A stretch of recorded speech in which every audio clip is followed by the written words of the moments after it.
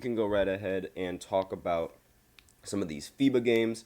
So I just want to point out that there are for FIBA the rules in FIBA they're a little bit different, right? So in FIBA you have these tournaments and certain teams that haven't qualified for the Olympics, right?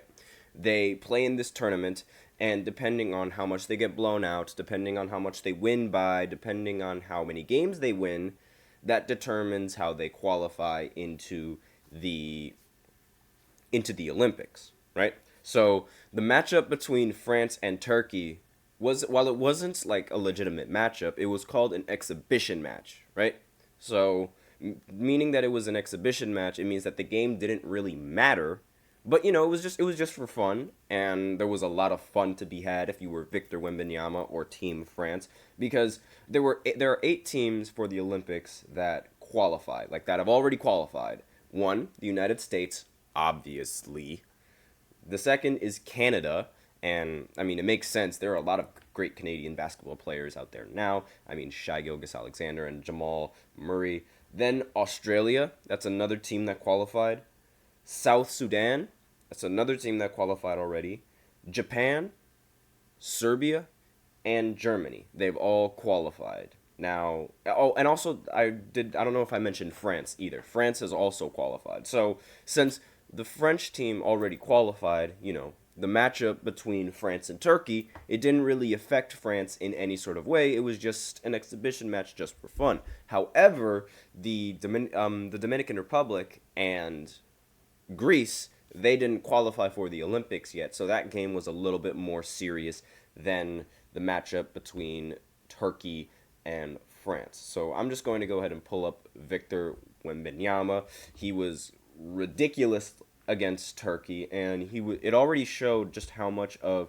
I should also note that it wasn't just Victor Wembanyama that was a dominant presence against Turkey. There was also Rudy Gobert. And another thing that I also should bring up is that there is no such thing as 3 seconds in the paint on defense, I believe, or on offense, now that I think about it, in FIBA. The rules are very, very different, like in compared to NBA basketball rules as opposed to, FIBA basketball rules. Like, for example, one of the biggest differences and one of the things that I like is that you can be a lot more physical on the defensive side of the ball, right? So I really wonder how Joel Embiid is going to be able to play in this FIBA tournament when he's busy flailing around like I don't know what, flopping like a fish. I wonder what's going to happen to him when he doesn't get any of the calls from the referee, because let's face it, that's really the biggest difference, or one of the big reasons why Team USA has the difficulty transitioning over to FIBA basketball is like just the physicality that the defense is allowed to play, as well as some of the other tiny rules. One of the biggest rule changes that is in FIBA but isn't in the NBA is the goaltending. So you're in NBA, when let's say you shoot the ball and it's around the rim, you can't block it while it's dangling around the rim. But in FIBA, you can. So this really makes Victor Wembanyama and Rudy Gobert just broken, because if the ball is like, around the rim, going around the rim, since Victor is so tall, he could just effortlessly jump and just block it out as it's, a toilet bowling around the rim. And that completely changes the game, because in the NBA he can't do that, but here in FIBA he totally can, and that might throw everyone off. Now, that's also going to be just a huge problem for anyone else that's trying to attack the basket, as Turkey found out. In the 20 minutes that Victor Wembanyama was on the floor, Turkey was only able to score 10 points and was 1 for 24 from the field, which is 4%. That is really, really bad. And that is crazy defense coming in from Victor. Now, this is literally just his 20 minutes when he was on the court. And so 1 for 24 from the field when Victor was on the court, really, really bad. 10 points, 9 turnovers, and a 28 offensive rating. That is terrible.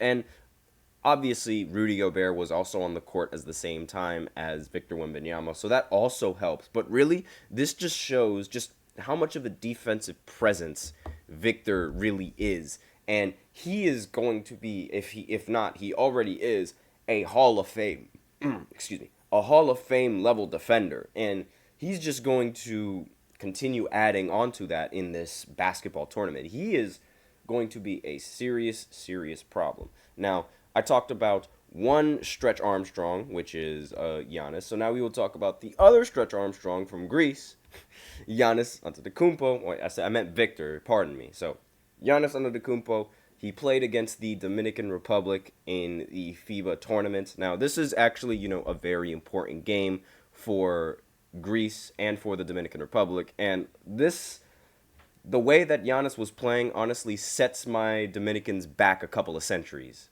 Because he dropped 32 points, 11 for 11 from the field in 18 minutes.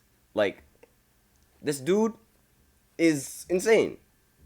18 minutes, 32 points, and was perfect from the field. Now, it should also be noted that Karl Anthony Towns and Al Horford weren't playing in this game.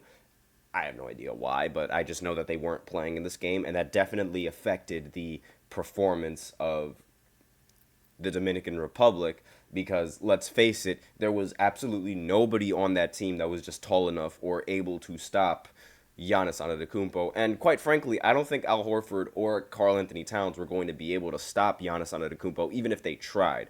But that is a ridiculous stat line to put up in 18 minutes. On top of that, this is the first time that Giannis has actually played a basketball game since his injury, because if you guys don't remember, he was injured going into the postseason with the Milwaukee Bucks, and he was injured, I believe, 3 games before the postseason started and didn't play a single postseason game. So this is essentially his return to any kind of 5-on-5 basketball match, right?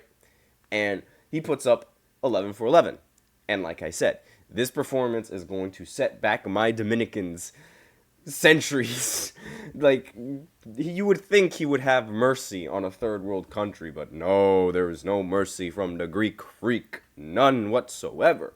So, again, it was just a crazy dominant performance coming in from Giannis, crazy dominant performance coming in from Victor Wembanyama, and it really just shows, like, that maybe the United States, they gotta stay on their toes when they go up against these two freaks of nature. And quite frankly, I am very, very scared of matching up against Victor Wembanyama. I am terrified of this man. I don't really think there's anyone that is going to be a good enough matchup for him. I mean, who would Team USA put on Victor Wembanyama? Like, who would they put? I really don't know who they would guard. I mean, you could put Kevin Durant on Victor, but at the same time, I think Victor, just being that much taller can easily back him down.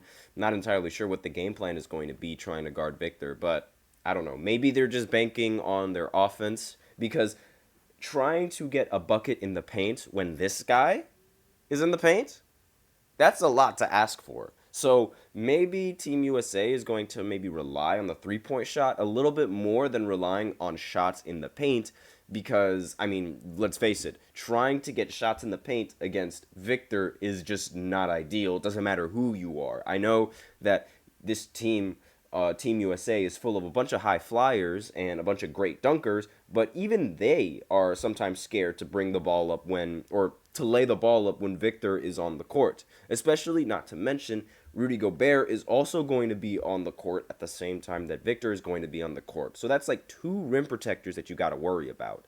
So I feel like the Team USA, they're going to really rely on their three-point shot more so than they're going to rely on taking shots in the paint when going up against France and maybe even Greece, because, Giannis Antetokounmpo is a very competent defender as well. So with that, we are out of time for the first segment. So now I will go ahead and go into the second segment, where I talk about Bronny James's contract and the way it's structured and how it's very different from every other team and its structure. So I will be right back after, well, not every other team, but every other 55 overall picks contract structure. So I will be right back after this short break, so be sure to stay tuned.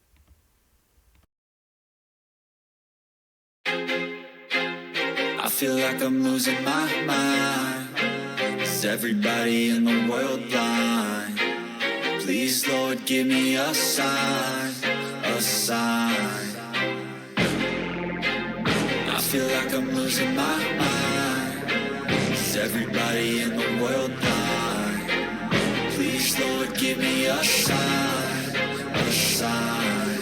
I wanna be the greatest. Everybody on the fake shit. I look around and feel like everybody is the fakest. I make this every day and I'm impatient, hoping one day I blow up from the basement. Statement, the top is so vacant. I don't hear shit that I think is amazing. Waiting for my day when I'm playing sold out shows for 1,000 faces. Hey, give me that crown, get in my way and to be put down. It ain't your place, all this my town. If I want that shit, then I'll get it right now. I'm losing it, the noose it fits, some losing shit, a stupid myth. You choose to live or choose to dip, you choose to fight or lose your grip and lose a gift. I feel like I'm losing my mind. Is everybody in the world blind? Please, Lord, give me a sign, a sign. I feel like I'm losing my mind. Is everybody in the world blind?